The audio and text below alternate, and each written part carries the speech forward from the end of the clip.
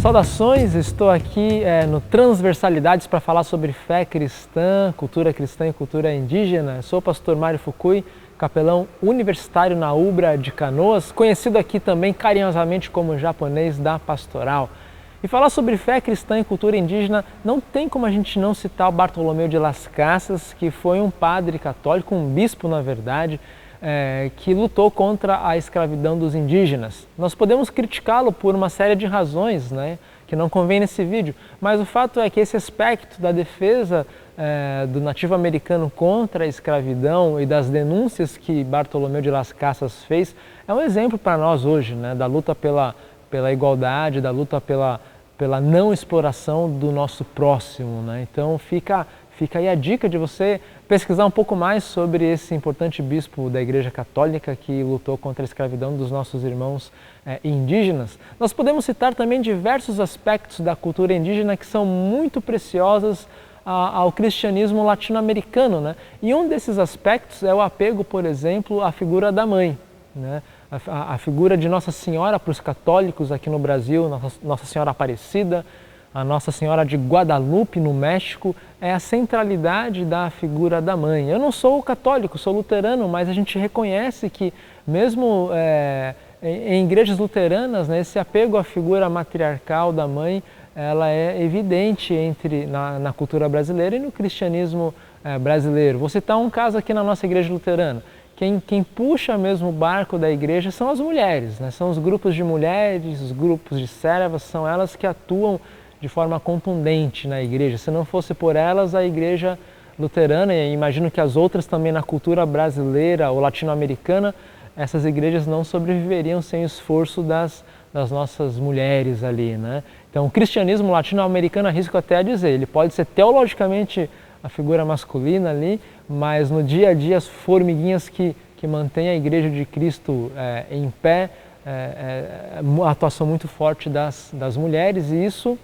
alguns sociólogos vão dizer que é uma influência direta mesmo da nossa cultura nativo-americana também. Um outro aspecto bonito da cultura indígena, presente também no cristianismo brasileiro, é a visão que se tem da natureza. E aí eu tenho que fazer um contraponto, O indígena, ele não é ecológico no sentido tipo Greenpeace, não criticando o Greenpeace, mas o ecológico do indígena, a ação dele na natureza é muito mais uma ação espiritual até, Na cultura indígena e na teologia indígena se acredita comumente que estar em harmonia com a natureza é ter comunhão com Deus Supremo. Então não é só uma questão de preservar a natureza, mas é uma questão existencial, espiritual, religiosa, o contato com a natureza. E isso a gente vê até nos indígenas, nos nativos que decidem não mais viver da forma antiga, digamos assim, e viver na cidade, como a maioria de nós vive ali. E está no direito do indígena, Eu sou japonês, não tenho que me vestir de samurai e kimono para dizer eu sou nipônico, Estou aqui com uma roupa ocidental, falando português, uma língua ocidental, não falo japonês e sou conhecido como japonês da pastoral. Então, da mesma forma, o indígena, às vezes, você não vai ver ele de cocar, e pena, e arco e flecha, ele vai ver ele estudando aqui na UBRA,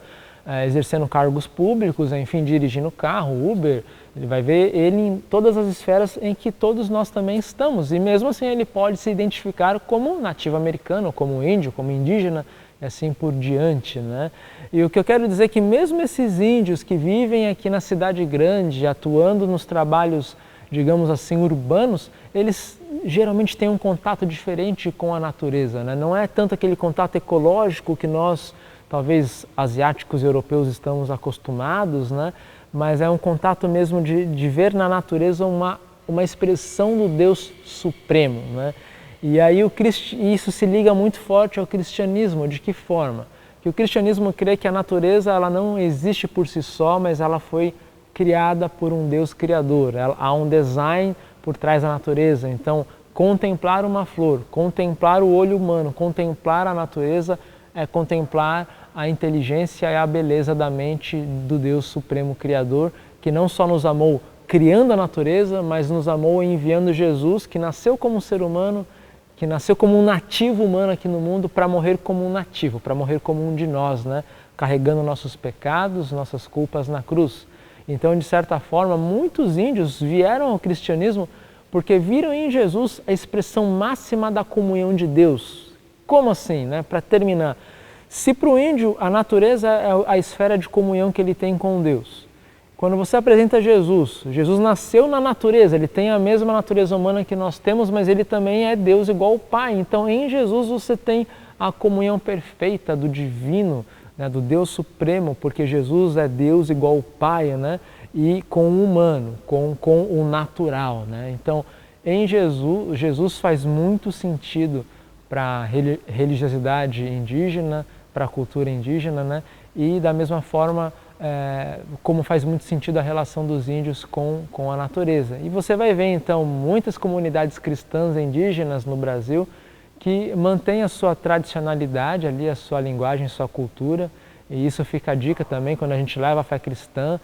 havendo a vontade de uma tribo ou de um grupo de nativos permanecerem na sua cultura, eles têm o direito de permanecer, a fé cristã não deveria procurar mudar isso, mas também se eles decidirem, olha, a gente quer viver na cidade, o indígena tem total liberdade para fazer as suas escolhas e manter mesmo assim a sua identidade como nativo brasileiro, nativo americano ou como índio. Então, que Deus, que é nosso Pai, Criador, que Jesus, que é essa expressão máxima da comunhão do divino com o humano, né,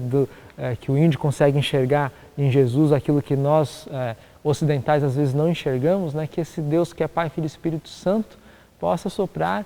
em todos nós e mostrar para nós que, independente da forma como nós vivemos, nós somos todos membros da grande família humana. Então, é isso aí. Um abraço a todos os nossos amigos e amigas.